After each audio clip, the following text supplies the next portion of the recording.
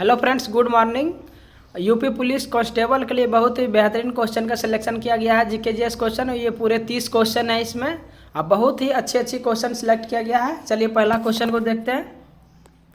पहला क्वेश्चन, आधुनिक आवर्त सारणी में कौन से दो आवर्त में 8 तत्व मौजूद हैं? ये पीरियोडिक टेबल से क्वेश्चन है। बहुत ही शानदार क्वेश्चन है कि कौन से दो आवर्त है जिसमें कितने तत्व मौजूद हैं? तो 8 तत्व मौजूद हैं। तो 4 और 5, 3 और 4, 1 और 2 और 2 और 3। तो आप बताइए इसका राइट आंसर क्या हो जाएगा। और आप अपने कॉपी में लिख के अपने से आंसर दीजिए कि 30 में से आप कितने कर पा रहे हैं। अगर आप इस तरह के क्वेश्चन को 20 प्लस कर दे रहे हैं तो आप 110% आपके रिजल्ट हो जाएगी। तो इसका राइट आंसर क्या हो जाएगा बताइए, जल्दी कमेंट करके ज़रूर बताएं कि इसका कितने नंबर आपके आ रहे हैं। तो इसका राइट आंसर हो जाएगा आपका 2 और 3। जो आपके आवर्त है 2 और 3 में कितने तत्व मौजूद है? 8। पहला में आप ये भी ध्यान रखेंगे कि पूछेगा कि पहला आवर्त में कितना होता है, तो 2 होता है। 2 और 3 में कितना होता है, अभी मैं बताया हूँ 8 होता है। और आपका 4 और 5 में पूछेगा तो कितना होता है? 18। 4 में भी 18 होते हैं और 5 में भी 18 होते हैं। 6 में कितना होता है? 6 में टोटल 32 होता है। जो शेष आपका 7वां बच गया है, क्योंकि टोटल 7 आवर्त होते हैं। 7 आवर्त में ये सभी को ऐड करने के बाद जो शेष बच जाएंगे वो सभी का सभी किस में चला जाते हैं? 7वें आवर्त में। तो ये बहुत ही अच्छा क्वेश्चन है और बार बार पूछा जाता है कि फर्स्ट में दो तत्व होते हैं फर्स्ट आवर्त में, और उसके बाद 2 और 3 में 8 आवर्त होते हैं। ये 4 और 5 में 18 होते हैं। और आपका छठा में 32 होता है और 7वां में सभी शेष तत्व होता है। ये भी पूछा जाता है कि सब अधूरा तत्व, ये अधूरा आवर्त किसको कहा जाता है? ये भी ध्यान रखेंगे कि अधूरा आवर्त में 7वां को ही बोला जाता है। अधूरा आवर्त का श्रेणी दिया गया है 7वां आवर्त को। चलिए अगला क्वेश्चन देखिए आपका। अगला क्वेश्चन है, प्रसिद्ध व्यक्ति किसने अनस्टेबल बॉय नामक पुस्तक लिखी है? बहुत ही अच्छा क्वेश्चन है। अनस्टेबल बॉय का पुस्तक लिखी है करण जौहर, खुशवंत सिंह, शत्रुघ्न सिन्हा, अक्षय कुमार। इसका आप आंसर दीजिए। तो इसका जो आंसर हो जाएगा आपका वो हो जाएगा करण जौहर। करण जौहर ने अनसुटेबल बॉय नामक पुस्तक लिखा था, करण जौहर ने। चलिए देखते हैं अगला क्वेश्चन देखते हैं। अगला क्वेश्चन है, निम्न जानवरों में से किसकी अपेक्षाकृत अधिक लंबी आंत होती है? मतलब इस चारों में बताइए कि सबसे लंबी जो आंत होगा वो कौन सा जानवर का होगा। यही क्वेश्चन पूछ रहा है, अपेक्षाकृत अधिक लंबी होगी। लोमड़ी, बाघ, कुत्ता, खरगोश। तो इसका राइट आंसर जो हो जाएगा वो खरगोश हो जाएगा। सबसे लंबी आंत होगा इसका। आप बोलेंगे कैसे? तो देखिए, जो भी आपका ये देखिए लोमड़ी, बाघ और कुत्ता, ये तीनों क्या है? मांसाहारी है। ये तीनों क्या है? मांसाहारी है। लेकिन खरगोश क्या है? तो शाकाहारी जानवर है। तो जो भी जानवर शाकाहारी है उसकी आंत क्या होता है? लंबी होता है। जैसे हम लोग का आंत जो है वो हम लोग मांसाहारी हैं, शाकाहारी हैं, लेकिन एक्चुअली में वो शाकाहारी ही है। तो हम लोग का भी आंत क्या है? बहुत लंबी है। आप ध्यान रखेंगे इसको। अगला क्वेश्चन है बहुत ही यूनिक क्वेश्चन था, आप ध्यान रखेंगे। देखिए क्वेश्चन एक से एक सेलेक्ट किया जाएगा, एकदम बेस्ट क्वेश्चन। ऑक्सीजन की आपूर्ति पर्याप्त होने पर लौ उत्पन्न होगी। मतलब ऑक्सीजन अगर पूरा मिलेगा तो जो आप आग जलाएंगे उसका लौ किस तरह का, कौन सा कलर का होंगे? ये भी बहुत यूनिक क्वेश्चन है। लाल, नारंगी, नीली, हरी। इसका जो राइट आंसर हो जाएगा आपका, इसका जो राइट आंसर हो जाएगा ध्यान रखेंगे, ये हो जाएगा आपका नीली। कैसा हो जाएगा? ऑक्सीजन की आपूर्ति पूरा होने पर कैसा कलर उसका होता है? तो नीली कलर का हो जाता है। बहुत ही बेहतरीन क्वेश्चन था। ये भी अलग तरह का यूनिक क्वेश्चन है। तो नीली कलर का ध्यान रखेंगे। आप बोलेगा कि कम हो जाएगा तो कैसा हो जाएगा? लाल हो जाएगा। अगर पूरा कम ऑक्सीजन हो जाएगा तो वो किस तरह का कलर दिखने लगेगा? लाल लाल पूरा जलने लगेगा। अगला क्वेश्चन है, हाइड्रा प्रजनन करता है। ये आपका देखिए बायोलॉजी से क्वेश्चन है कि जो हाइड्रा होता है वो किस तरह का प्रजनन करता है, प्रोडक्शन करता है? विखंडन द्वारा, बहुविखंडन द्वारा, मुकुलन द्वारा, बाइनरी विखंडन द्वारा। इसका राइट आंसर क्या हो जाएगा? इसका राइट आंसर जो है मुकुलन विधि द्वारा। जो अपने बच्चे को जन्म देता है या अपनी ये रिप्रोडक्शन करता है हाइड्रा, वो कैसे करता है? मुकुलन के द्वारा। अब बहुत ही बेहतरीन क्वेश्चन है, मुकुलन के द्वारा। और ये भी पूछा जाएगा आपको कि हाइड्रा किस संघ का आता है? बहुत बार पूछा गया था। सिलेंट्रेटा। कौन सा संघ का है? तो सिलेंट्रेटा। आप ध्यान रखेंगे, सिलेंट्रेटा संघ का है। हाइड्रा जो आपका किस संघ का है? तो सिलेंट्रेटा संघ का है। और एक क्वेश्चन है हाइड्रा से जुड़ा हुआ। हाइड्रा में जो है मस्तिष्क नहीं होता है। हाइड्रा में क्या है, मस्तिष्क नहीं होता है फिर भी इसके पास तंत्रिका तंत्र होता है। आप ध्यान रखेंगे, मस्तिष्क नहीं होता है फिर भी इसके पास क्या होता है, तंत्रिका तंत्र होता है। और भी ध्यान रखेंगे कि हाइड्रा में जो आपका ब्लड भी नहीं होता है। आप ध्यान रखेंगे, ब्लड नहीं होता फिर भी ये सांस लेता है हाइड्रा।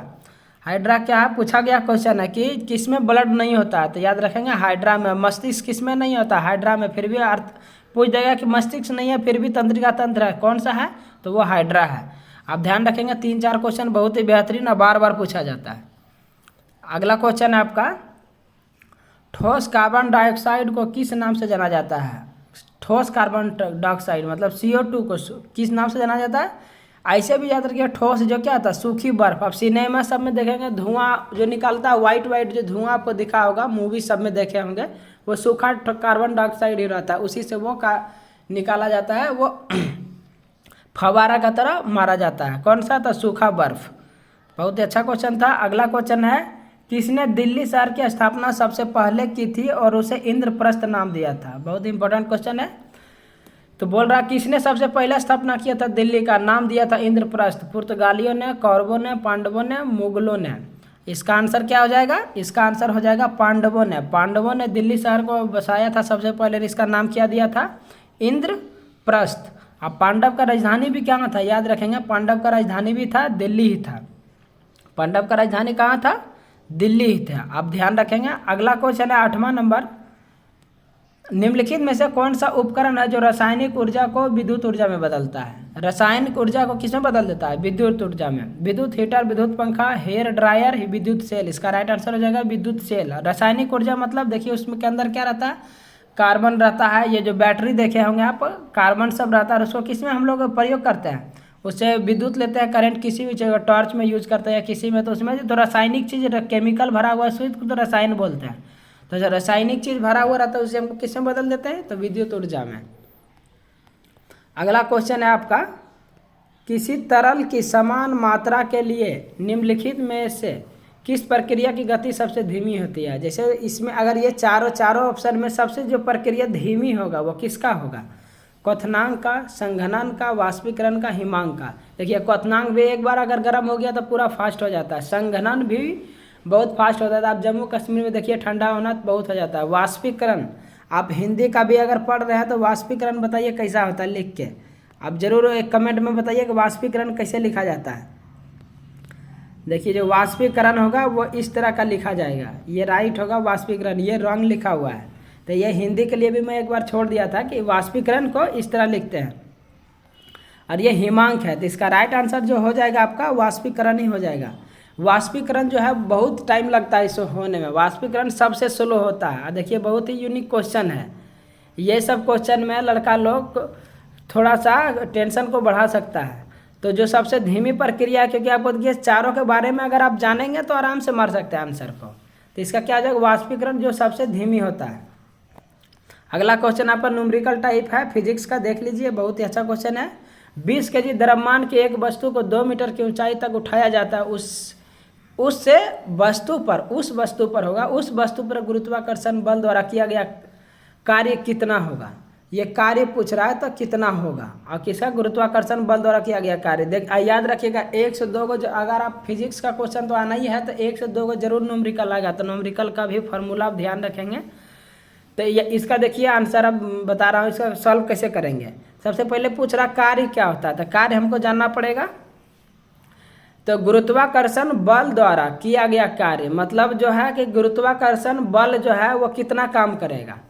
तो गुरुत्वाकर्षण बल बराबर सबसे पहले आपको फार्मूला जानना पड़ेगा। गुरुत्वाकर्षण बल को W से लिखते हैं, इसका फार्मूला होता है mgh, मतलब द्रव्यमान, त्वरण और ऊंचाई। ये इसका बराबर क्या होता है, गुरुत्वाकर्षण बल के बराबर होता है mgh। इसको बोलते हैं द्रव्यमान, इसको बोलते हैं आप त्वरण, गुरुत्वीय त्वरण बोलते हैं जी को, और ये आपका हो गया ऊंचाई। तो तीनों तो दिया हुआ, देखिए द्रव्यमान हमको कितना दिया है 20 kg लिख देंगे सीधा आपका, और जी कितना दिया है यहाँ पे लिख दिया गया कि जी आपको 10 मीटर पर सेकेंड स्क्वायर लेना है। मतलब गुरुत्वीय त्वरण का मान कितना, गुरुत्वीय त्वरण को मान लेना है 10, और हाइट यहाँ कितना लेना है 2। तो सबको गुना कर दिए, 20 10 है 200, 200 दूनी 400। तो ये आप कार्य पूछ रहा था क्या हो जाएगा, जूल में होगा। कार्य का मात्रा क्या होता है, जूल होता है। तो ये क्या हो जाएगा आंसर 400 जूल। अगला क्वेश्चन आपका, जब एक वस्तु एक समान वृत्तीय वेग उत्पन्न करती है तो निम्नलिखित में से कौन सा परिवर्तित होता है। ये देखिए बहुत ही वेस्टर्न क्वेश्चन है, वृत्तीय गति से क्वेश्चन है कि जो है एक राउंड है, इसमें अगर एक आदमी चक्कर मार रहा है, एक आदमी अगर घूम रहा है तो उसका क्या परिवर्तित होगा, क्या चीज़ होगा, द्रव्यमान, संवेग, गति, दिशा। तो इसका राइट आंसर क्या हो जाएगा, दिशा हमेशा बदल जाएगा। आप देखिए यहाँ पे आगे किधर इस साइड दिशा है, फिर चल जाएगा इस साइड में होगा और फिर इस इधर हो जाएगा, फिर आपका तो दिशा देख रहे हैं हर पॉइंट पे इसका चेंज हो रहा है और भी चेंज हो रहा है।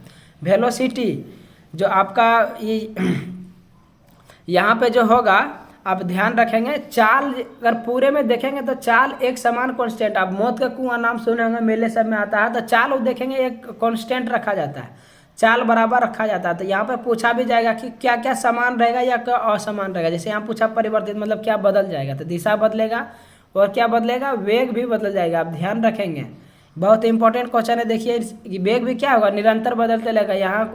यहाँ मान लीजिए 20 रहेगा, यहाँ 30 हो जाएगा, तो वेग भी उसका क्या हो रहेगा, बदलते रहेगा। आप ध्यान रखेंगे।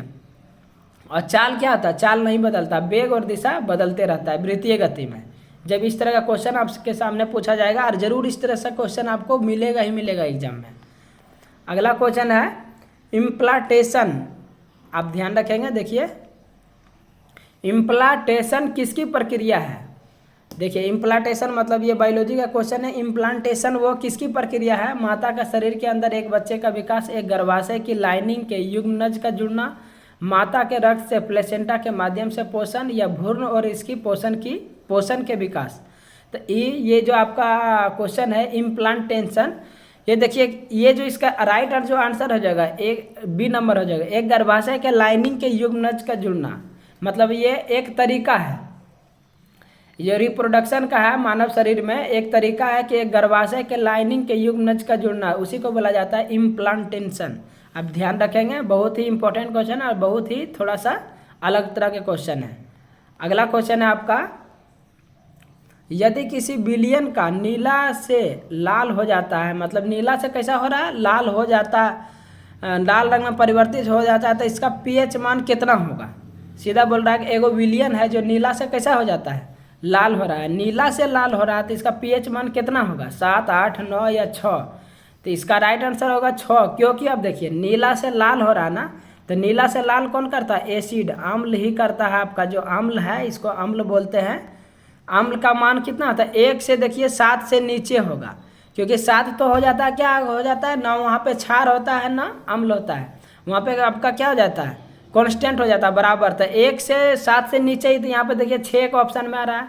तो अम्ल जो क्या करता है, वो नीला लिटमस को लाल में परिवर्तित कर देता है। अगर रिवर्स से पूछ दे लाल को नीला किस में बदलता है, तो वो क्षार बदलता है। आप ध्यान रखेंगे, क्षार जो है आपके वो क्या कर देता है, लाल से नीला में चेंज कर देगा। आप ध्यान रखेंगे, लेकिन ज़्यादा करके आपसे अम्ल एसिड से पूछा जाएगा, अम्ल से। तो जैसे इसी तरह का क्वेश्चन देखिए यहाँ पे पूछा गया था कि जो नीला से लाल कौन बदल देता है और इसकी क्या संभावना है। तो आपको यह याद रखना पड़ेगा कि 7 से नीचे रहेगा जो भी, वहाँ जो है आपका सब अम्ल है, एसिड है। तो यहाँ पे 6 देखिए 7 से नीचे ऑप्शन है, 7 भी ऑप्शन में, लेकिन 7 नहीं लगाना है। क्या लगाना है आपका आंसर में, 6 लगाना, क्योंकि 7 से नीचे होना चाहिए। 6.5 मान लीजिए, 6.9 तक आप लगा दीजिए।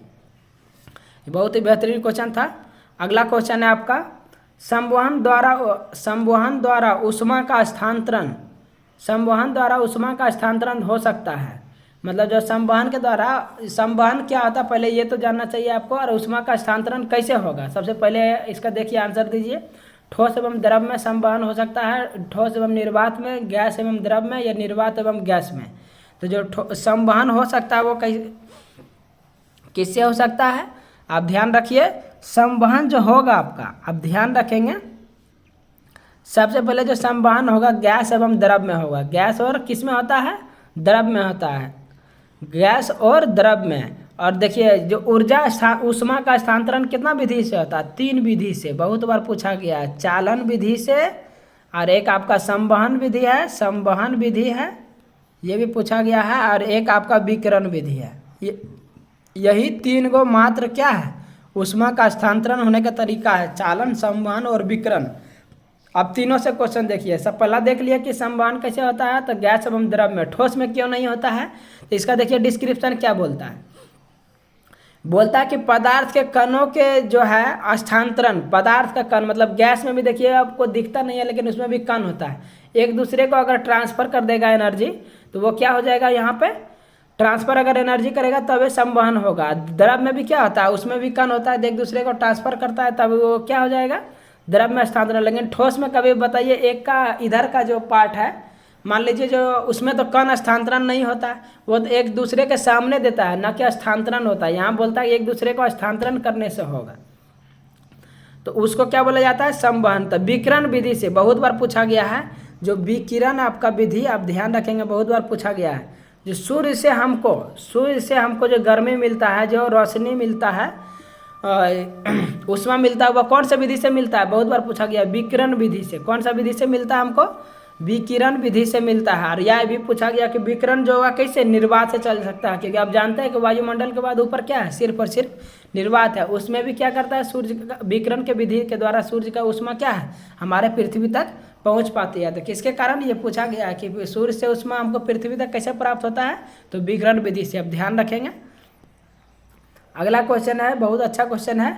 स्वर्णिम त्रिकोण का तात्पर्य है अफगानिस्तान, ईरान तथा पाकिस्तान पर आधारित सोने का व्यापार, थाईलैंड, म्यांमार एवं लाओस के नशीले पदार्थ का उत्पादन, बरमूडा त्रिकोण, यहाँ समुद्र के आभा स्वर्णिम है, अमेरिका, चीन और रूस का एक संघ है जो स्वर्ण उत्पादन से संबंधित है। तो स्वर्णिम त्रिकोण क्या किससे संबंधित है, तब याद रखेंगे option number B, Thailand, Myanmar एवं लाओस के नशीले पदार्थों का उत्पादन करता है स्वर्णिम त्रिकोण। आप ध्यान रखेंगे स्वर्णिम क्या है, स्वर्णिम त्रिकोण। ये भी पूछा गया, बहुत फेमस है। बरमूडा त्रिकोण या बरमूडा ट्रायंगल कहाँ पर है, कौन सा महासागर में, पूछा जा सकता है, तो अटलांटिक। आप ध्यान रखेंगे कौन सा महासागर में, बरमूडा ट्रायंगल, जहाँ पे सभी जहाज डूब जाता है पूरा, तो ये कौन सा है, अटलांटिक महासागर में है बरमूडा ट्रायंगल। ध्यान रखेंगे। अगला क्वेश्चन आपका, भारत के संसद पर आतंकवादी हमला कौन से वर्ष हुआ था, आतंकवादी हमला हुआ था लास्ट टाइम, तो कौन से वर्ष हुआ था, तो ध्यान रखेंगे 2001 में हुआ था। आतंकवादी हमला कब हुआ था, तो 2001 ईस्वी में, क्योंकि अभी हाल फिलहाल में इसका बरसी मनाया गया है, तो ध्यान रखेंगे, हो सकता है पूछ सकता है आपका।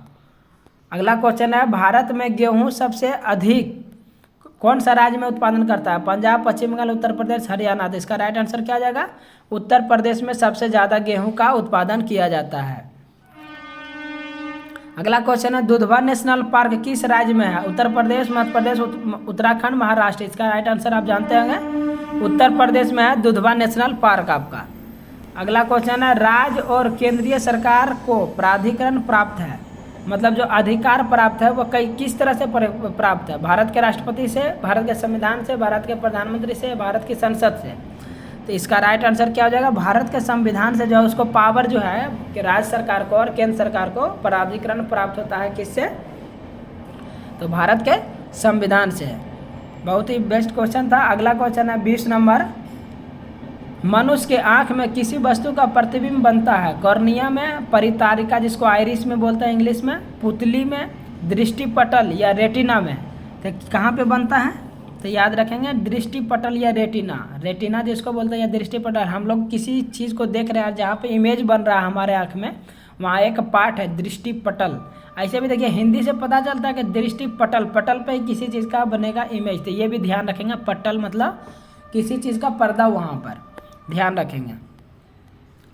अगला क्वेश्चन है, बिजली चमकने से वृक्ष में आग लग सकती है, इसमें अत्यधिक मात्रा होती है। तो देखेंगे जो बिजली कड़ाके के जो वज्र जो बोलते हैं हम लोग जनरली गिरता है, उसमें क्या होता है, उसमें ऊर्जा, नाभिकीय ऊर्जा, रासायनिक ऊर्जा या विद्युत ऊर्जा। तो इसका राइट आंसर हो जाएगा विद्युत ऊर्जा होता है। कितना तक होता है, 300 किलोवाट तक होता है। आप ध्यान रखेंगे कितना वाट तक होता है, 300 किलोवाट पावर होता है। बताइए कितना हैवी पावर है। इसलिए देखते हैं कि किसी का आदमी के संपर्क में या पेड़ के संपर्क में भी आ गया तो सीधा सीधा क्या होता है, पेड़ भी सूख जाता है, आदमी आ गया तो उनके तो जान चली ही जाती है। किससे, तो बिजली चमकने से। ये बहुत पावरफुल था, 300 किलोवाट एनर्जी होता है उसके पास। अगला क्वेश्चन है कि रूस की राजधानी मॉस्को किस नदी के किनारे स्थित है। आप कुछ देश जो फेमस राजधानी है वो भी याद रखेंगे जरूर। तो मॉस्को किस नदी के किनारे अवस्थित है, मस्कोवा, सीन, डेन्यूब, सिकियांग। देखिए मॉस्को सीधा सीधा आप पकड़ लीजिए, मस्कोवा नदी के किनारे है। किस नदी के किनारे है, मस्कोवा। सीन जो है ये नदी है, तो कौन से देश के राजधानी के किनारे है? तो पेरिस। फ्रांस की राजधानी कहाँ है? ये भी याद रखेंगे, पेरिस है। पेरिस किस नदी के किनारे है? सीन नदी का। डेन्यूब, डेन्यूब जो है वो बुडापेस्ट के किनारे है। बुडापेस्ट किसका राजधानी है? हंगरी का। आपको इस देश का जरूर याद रखिए, ये हंगरी का राजधानी है बुडापेस्ट। सॉरी, बुडापेस्ट जो है वो बुडापेस्ट के किनारे कौन सा नदी है? तो डेन्यूब नदी किनारे कौन है? बुडापेस्ट। बुडापेस्ट किसकी राजधानी है? हंगरी का। सिकियांग, सिकियांग जो है आपका, सिकियांग जो है आपका, आप ध्यान रखेंगे तो सिकियांग है आपका चीन का एक शहर का नाम है, ग्वांगझू। ग्वांगझू जो है एक चीन का शहर का नाम है। और वही जो ग्वांगझू किस नदी के किनारे है, बहुत बार पूछा गया था, सिकियांग नदी के किनारे। आप याद रखेंगे, टोक्यो भी पूछ सकता है आपकी, क्योंकि अभी भूकंप आया था, अभी न्यूज में है। तो टोक्यो किस नदी के किनारे है? तो याद रखिएगा आप, अराकावा। अराकावा नदी के किनारे है कौन है? टोक्यो। और टोक्यो किसकी राजधानी है? Sorry, Japan. टोक्यो किसकी राजधानी है? तो जापान की राजधानी टोक्यो है। किस नदी के किनारे है? अराकावा। अगला क्वेश्चन है, वीरेंद्र कुमार घोष के क्रियाकलापों ने एक गुप्त क्रांतिकारी संगठन को बंगाल में जन्म दिया। बोल रहा है कि गुप्त क्रांतिकारी संगठन था, वीरेंद्र कुमार घोष ने बनाया था। तो अनुशीलन समिति, साधना समिति, स्वदेशी बांधव समिति या बद्री समिति? इसका राइट आंसर क्या हो जाएगा? अनुशीलन समिति जो था कि गुप्त क्रांतिकारी संगठन बनाया था। किसने? वीरेंद्र कुमार घोष ने। बहुत बार पूछा गया है, ध्यान रखेंगे। अगला क्वेश्चन है, पंच सिद्धांतिका पुस्तक किसने लिखा था? पुस्तक भी बहुत बार पूछ सकता है, तो पुस्तक भी कुछ ध्यान रखेंगे, कुछ नए वाले पुस्तक और कुछ पुराने वाले पुस्तक। तो पंच सिद्धांतिका पुस्तक किसने रचना किया? आर्यभट्ट, वराहमिहिर, ब्रह्मगुप्त या भास्कर प्रथम? तो इसका राइट आंसर क्या हो जाएगा? वराहमिहिर ने किसका रचना किया है? तो पंच सिद्धांतिका पुस्तक का। अगला क्वेश्चन है, भारत के राष्ट्रपति को उसके पद से हटाया जा सकता है। भारत को राष्ट्रपति को उसका पद से हटाया जा सकता है किसके द्वारा? लोकसभा द्वारा, भारत के प्रधानमंत्री द्वारा, संसद द्वारा या भारत के मुख्य न्यायाधीश द्वारा? इसका राइट आंसर क्या हो जाएगा? जो आप राष्ट्रपति को हटा सकते हैं वो इसका राइट आंसर हो जाएगा भारत के संसद द्वारा। मतलब लोकसभा, राज्यसभा अगर सभी मिलकर अगर बातचीत करें या किसी तरह का कोई अगर राष्ट्रपति को हटाना चाहे तो वो क्या है? दोनों मिलकर हटा सकते हैं। तो संसद मतलब वही होता है, लोकसभा और राज्यसभा। अगला क्वेश्चन है, यहाँ देखिए, ज्वालामुखी पर्वत Mount Saint Helens, Mount Saint Helens कहाँ स्थित है? बोल रहा ज्वालामुखी पर्वत है। ये भी पूछा जाएगा कि अभी ऑप्शन नहीं दे दिया आपको, साउंड मैन, हेलेंस, एवरेस्ट, और आपका कुछ दे देगा कंचनजंगा, या और एक कोई ऑप्शन में दे देगा, पूछ देगा इनमें से कौन सा ज्वालामुखी पर्वत है। तो ये भी याद रखेंगे। इसमें देखिए दो क्वेश्चन पूछता है कि सेंट हेलेंस पर्वत जो है वो कैसा है? ज्वालामुखी पर्वत है। ये किस राज्य में है? America, Philippines, Japan, Chile? इसका राइट आंसर क्या हो जाएगा? ये अमेरिका में है। सेंट हेलेंस पर्वत कहाँ है? अमेरिका में। आप ध्यान रखेंगे। यहाँ पे बहुत अच्छा क्वेश्चन आ गया, पत्रकार के कर्तव्य का निर्वहन करते हुए जेल जाने वाला प्रथम भारतीय कौन था? वो पत्रकार थे उस टाइम और उनको जेल जाना पड़ा था। तो कौन था? बाल गंगाधर तिलक, सुरेंद्रनाथ बनर्जी, मोतीलाल घोष, दादाभाई नौरोजी थे। कौन थे ये? बाल गंगाधर तिलक का। कौन सा काम करते थे? तो द टाइम्स ऑफ इंडिया जो आपका है, पहले नाम था उसका बम्बई टाइम्स, लेकिन अभी इसका नाम क्या है? Times of India. वो उसी के पत्रकार थे, टाइम्स ऑफ इंडिया का। अगला क्वेश्चन है, देखिए, पूर्ण स्वराज संकल्प को भारतीय राष्ट्रीय कांग्रेस के लाहौर अधिवेशन में किसने प्रस्तुत किया था? पूर्ण स्वराज का संकल्प जो है भारतीय राष्ट्रीय कांग्रेस के लाहौर अधिवेशन में किसने प्रस्तुत किया था? सरदार वल्लभ भाई पटेल, जवाहरलाल नेहरू, महात्मा गांधी या सुभाष चंद्र बोस? इसका राइट आंसर क्या हो जाएगा? जवाहरलाल नेहरू ने पूर्ण स्वराज अधिवेशन जो है आपका, पूर्ण स्वराज का लाहौर अधिवेशन में आपका क्या किया था? प्रस्तुत किया था जवाहरलाल नेहरू ने। अगला क्वेश्चन है, प्रकाश संश्लेषण के दौरान निकलने वाली गैस होती है ऑक्सीजन, कार्बन डाइऑक्साइड, जलवाष्प, नाइट्रोजन। तो प्रकाश संश्लेषण के द्वारा कौन सी गैस निकलती है? ऑक्सीजन। ली जाती है कौन सा? Carbon dioxide. पूछा गया है कि ऑक्सीजन जो है वो पेड़ कहाँ से लेती है? तो याद रखिएगा वो जल से लेती है। जल का फॉर्मूला क्या आता है? O2, और यहीं से आपका क्या आता है? ऑक्सीजन बना के आपको पेड़ जो है वो ऑक्सीजन में परिवर्तित करके वायुमंडल को देता है। ये भी पूछा गया कि ऑक्सीजन पेड़ कहाँ से लेता है? तो याद रखेंगे जल से लेता है। आप ध्यान रखेंगे ये क्वेश्चन। लास्ट क्वेश्चन है आपका, भारत के संविधान में आर्थिक न्याय का किस में उपबंध किया गया है? आर्थिक न्याय का किस में उपबंध किया गया? उद्देशिका एवं राज्य के नीति निर्देशक तत्व, मूल अधिकार एवं राज्य के नीति निर्देशक तत्व, उद्देशिका और मूल अधिकार मूल कर्तव्य। इसका राइट आंसर क्या आ जाएगा, किसमें गठन किया गया भारत के संविधान का आर्थिक न्याय जो आपका है वो किसमें उपबंध किया गया, मतलब किसमें जानकारी दी गई है। तो इसका राइट आंसर हो जाएगा एक। उद्देशिका जो है आपका हम भारत के लोग जो उद्देशिका है और राज्य के नीति निर्देशक तत्व, इसमें आर्थिक न्याय का चर्चा किया गया भारत के संविधान में। ये लास्ट क्वेश्चन था। आप जरूर कमेंट करके बताइए कि आपको क्वेश्चन कैसा लगा और आपका कितने नंबर आ रहे हैं, जरूर कमेंट करके बताइए। वीडियो आप लोग को अच्छा लगता है लाइक शेयर सब्सक्राइब जरूर कीजिएगा। Thank you very much.